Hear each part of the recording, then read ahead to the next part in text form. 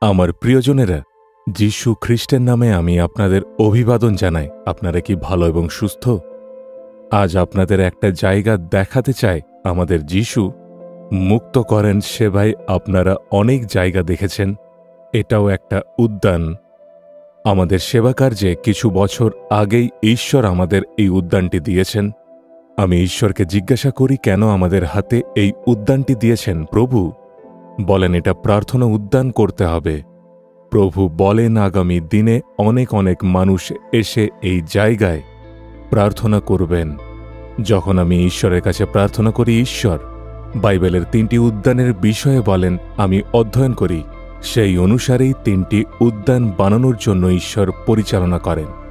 প্রথম এদন উদ্যান, যেমনটা আদম এবং হওয়া সেই এদন উদ্যানে ছিলেন, অর্থাৎ মনুষ্যের সাথে ঈশ্বরের চলার এক উদ্যান। আদি পুস্তকে আপনি দেখতে পাবেন আদম এবং হওয়ার সাথে কথা বলার জন্য প্রভু আসেন। সেই কারণেই উদ্যানের নাম garden of walking with god আমরা রেখেছি। এই উদ্যানের একটা ভাগ এখানে প্রভুর বাক্যকে অধ্যয়ন করার মতো, প্রার্থনা করার মতো আমরা বানিয়েছি। আর বাকি উদ্যানের বিষয়ে আমি পরে বলবো। আজ ঈশ্বর আমাদের জন্য কি প্রতিজ্ঞা রেখেছেন? দ্বিতীয় বিবরণ 28 অধ্যায়ের 1ম পদ।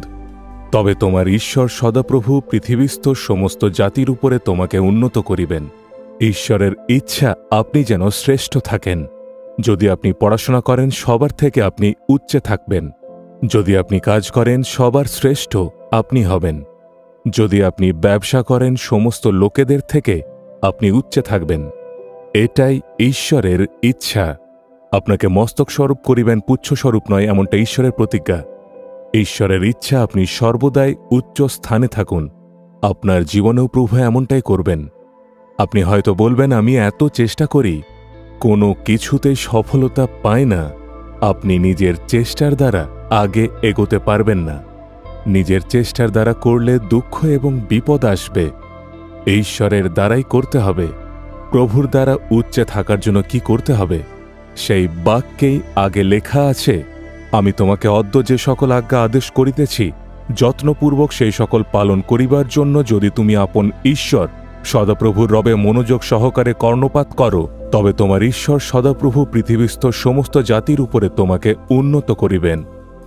আপনি হয়তো ভাবছেন, আমি এত পরিশ্রম করেছি, রাত দিন পড়াশোনা করেছি, চেষ্টা করেছি, কিন্তু কোনো সফলতাই আমি পাইনি। এটা খুবই জরুরি, কারণ প্রভু কখনোই অলসদের সাহায্য করেন না। অনেক পরিশ্রমী এবং যারা রাত দিন পড়াশোনা করে, প্রভু তাদেরই সাহায্য করেন। কিন্তু প্রভুর থেকে সফলতা পাওয়ার জন্য আমাদের কি করতে হবে? এখানে বাক্যে লেখা আছে, ঈশ্বরের আজ্ঞাকে যত্নপূর্বক পালন করার জন্য প্রস্তুত থাকলে তখনই ঈশ্বর সমস্ত সফলতা আমাদের দেবেন। এমনটা করলেই তিনি আমাদের শ্রেষ্ঠ করবেন। হ্যাঁ আমাদের প্রিয়েরা, আমি এই বিষয়কেই শিখেছি। এই সেবাকে দেখুন, ছোট্ট একটা গ্রামে শুরু হয়েছিল, কিন্তু সারা বিশ্বে সুসমাচার শোনানোর জন্য ঈশ্বর এই সেবাকে ব্যবহার করেন। এর কারণ কি? এটা আমাদের তালন্তে নয়। ঈশ্বরের আজ্ঞা পালন করে, ঈশ্বরের পরিকল্পনা জেনে তা পালন করার জন্যই ঈশ্বর এই কার্যকে করেন। এটা খুবই সহজ। তাই ঈশ্বর যা কিছু বলেন সেই সব কিছু মনোযোগ সহকারে শুনতে হবে এবং প্রভুর আজ্ঞাকে সম্পূর্ণ হৃদয়ে মানলে ঈশ্বর আপনাকে শ্রেষ্ঠ হিসাবে রাখবেন। আজ ঈশ্বরের কাছে নিজেকে অর্পণ করতে প্রস্তুত? হে ঈশ্বর, আমি আজ সম্পূর্ণ হৃদয়ে তোমার আজ্ঞা মেনে চলব। প্রভুকে যদি আপনি বলেন, তোমার বাক্য অনুসারে আমার জীবনকে আমি শোধরাব, তাহলে ঈশ্বর অবশ্যই আপনাকে শ্রেষ্ঠ রাখবেন। আমরা প্রার্থনা করব, হে প্রভু, তোমার বাক্য শুনে সেই হিসেবে নিজের জীবনে চলার জন্য সমর্পণ করি। তোমার বাক্য অনুসারে আমি বিশ্বাসযোগ্য থাকব।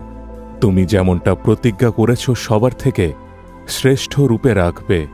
আমি বিশ্বাস করি চারিদিকের সবার থেকে তুমি আমাকে শ্রেষ্ঠ রূপে রাখবে। যিশুর নামে আমেন, আমেন।